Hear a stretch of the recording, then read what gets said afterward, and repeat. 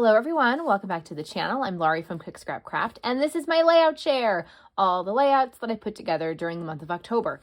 Not that many, and actually some of them, as we're gonna start off with, I actually had made previously, and then I just added photos once I had them printed.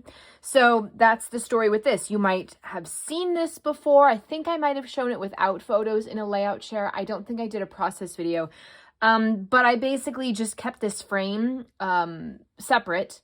And once I got the photos, I cut the photos down so they fit behind the frame, and then I adhered the frame.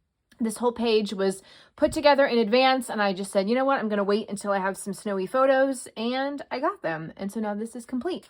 Same with this one. I used some cut-aparts from an Echo Park paper, did a little bit of mixed media.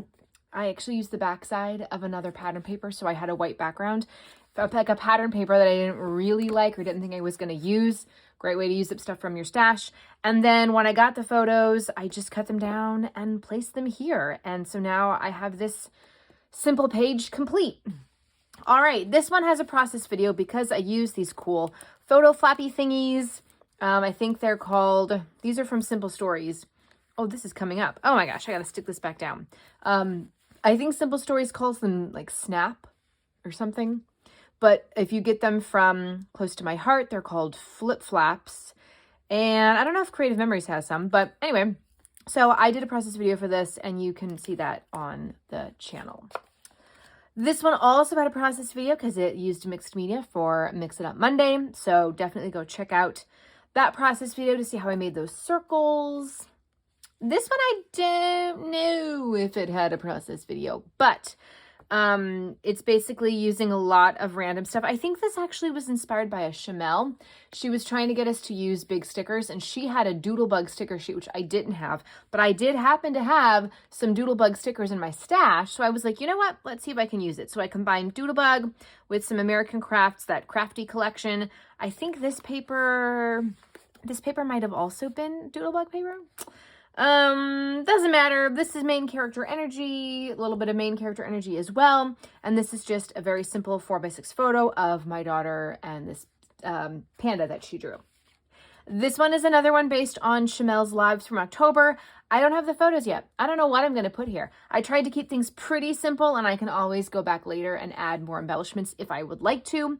But yeah, I think these are cut to 3.5 by 5. I think that's what they are. So then the photos would be a little bit smaller.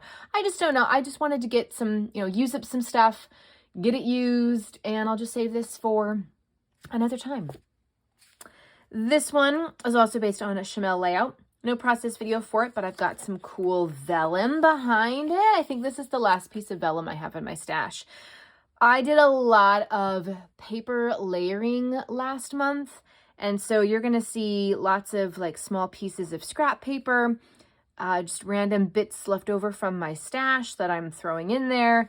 These are 4x4 size. I think the matting is 4x4, so the photos are a little bit smaller, but I really liked this design. I think this is also based on a Chamel, or maybe it's just me Frankensteining a bunch of papers together. But this is just a photo of my daughter. She made a poster about Rosa Parks for Black History Month earlier this year. This one also had a process video, and you can see it all together here if you missed that one. So it's a 12x12 and a 6x12. And it looks like, if you're just looking at it like this, it looks like this is just the completed layout, and that's the idea.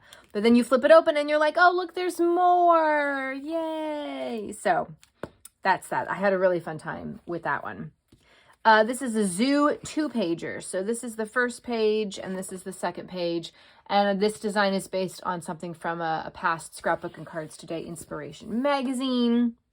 This is another one based on Chamel. This is my daughter on the 100th day of school during first grade. They had to dress like a 100-year-old.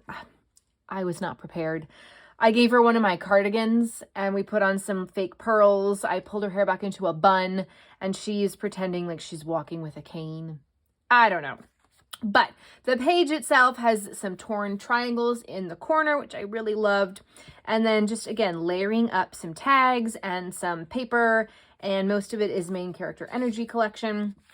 This is one that used some old Simple Stories, Lemon Citrus Twist, I think it was called. I got some of these papers in my Paper Issues warehouse box. So I decided to use it to scrap a 4x6 horizontal, and then I cut this photo down to 3x4.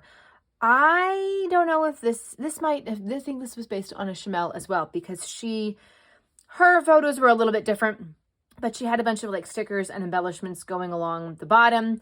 So that's kind of what I tried to do too, using some main character energy items that match the same colors as the pattern papers, and a little journaling spot down at the bottom. This one is also based on Chamel. This paper is folded over. So this is the back side of this paper.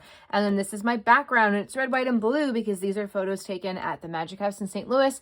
They have a whole judicial branch, if that's not pictured, presidential, executive branch, and then the Congress room, so kids can pretend to be the president, run for Congress. It's really, really cute. So I just used up some older Doodlebug red, white, and blue stuff to go along with the colors of the pattern papers and the patriotic theme. This one did have a process video. I think this was one of the last ones that I did, where I took papers and Frankenstein them together. So these are actually 3 separate pieces that I made into one 12x12. And then again, just some layering up of journaling spots, tags, extra bonus paper, and a couple embellishments. Really simple, really easy to do. This design is not going to take you that long if you want something that's really quick to get done.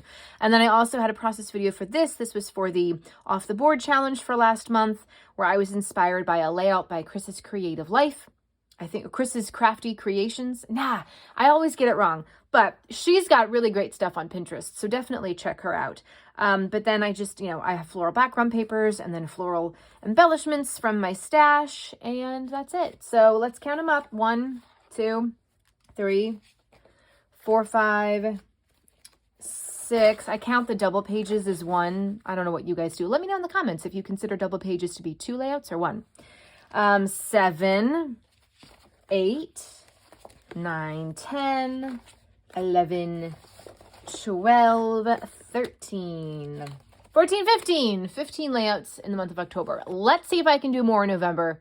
Give this video a thumbs up like if you think that I can do it. And subscribe to the channel if you haven't already, so you don't miss out on the process videos that I create for November. Thanks so much for watching, and I'll see you next time. Bye.